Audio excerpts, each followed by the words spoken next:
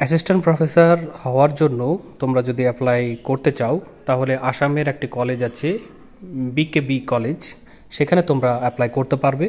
বিভিন্ন ধরনের সাবজেক্টে তারা অ্যাসিস্ট্যান্ট প্রফেসর নেবে। তো কি কি সাবজেক্ট আছে, এলিজিবিলিটি কি লাগবে, কত তারিখ পর্যন্ত তোমরা অ্যাপ্লাইটি করতে পারবে, সমস্ত ডিটেলস এই ভিডিওতে আমি তোমাদেরকে জানিয়ে দেবো। ভিডিওটি তোমরা পুরো দেখবে।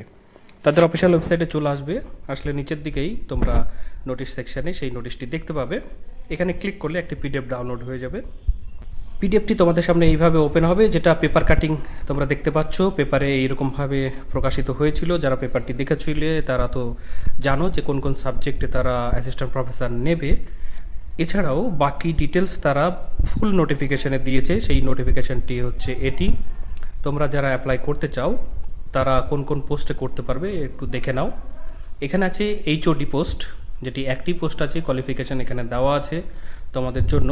আমি ডিটেলসে তোমরা যে সাবজেক্ট অ্যাপ্লাই করতে চাও সেই সাবজেক্ট সম্পর্কে জিজ্ঞাসা করলে আমি কমেন্ট বক্সে তোমাদেরকে জানিয়ে দেবো।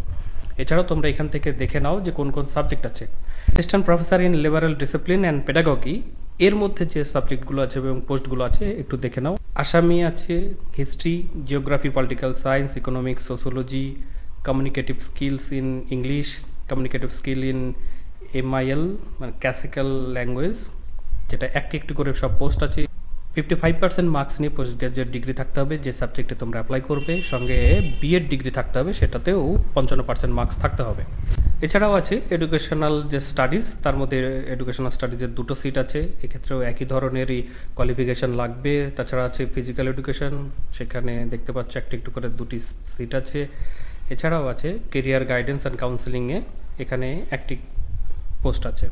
অ্যাপ্লাই করার জন্য রিসেন্ট পাসপোর্ট সাইজের ফটোগ্রাফ লাগবে, সঙ্গে একটি সিভি দেবে। দিয়ে তোমরা তাদের যে ঠিকানা দেওয়া আছে সেই ঠিকানায় 15 দিনের মধ্যে পাঠিয়ে দেবে, যখন তারা অ্যাডভার্টাইজমেন্টটি দিয়েছিল সেই টাইম পিরিয়ড থেকে।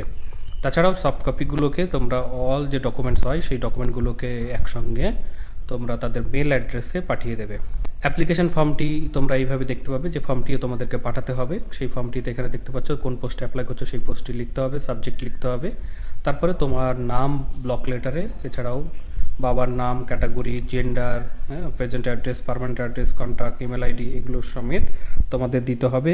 এডুকেশনাল কোয়ালিফিকেশান 10টি কলম আছে, তোমাদের যে কলমগুলো তোমাদের হবে এডুকেশনাল কোয়ালিফিকেশান তোমাদের আছে সেগুলো তোমরা ফিল আপ করবে।